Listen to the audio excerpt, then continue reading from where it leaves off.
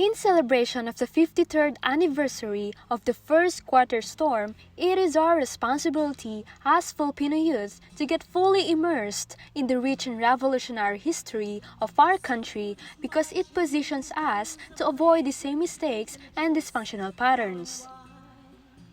One of the major events in the past that we should persist to revisit, we learn, and remember was the darkest reality under the Marcos regime.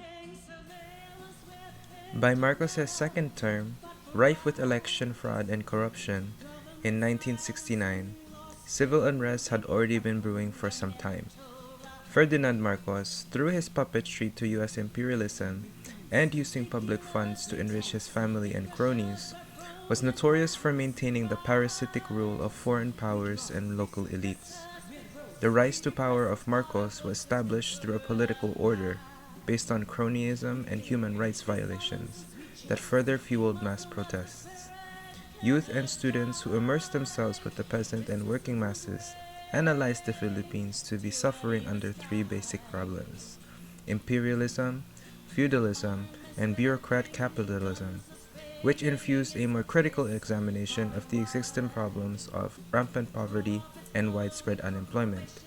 For instance, more youth and student organizations recognized the need to integrate with the basic masses to come together and fight for political and social change. This eventually led to the first quarter storm where the youth and student organizations like Kabataang Makabayan expressed their criticisms and dissatisfactions through peaceful demonstrations and protests. We call for Filipino youth to critically study Philippine history and society and take concrete actions to advance the continuing revolution of the first quarter storm.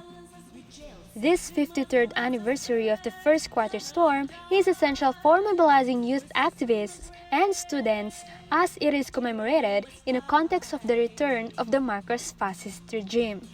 Join your local mass organization. Join Anakbayan.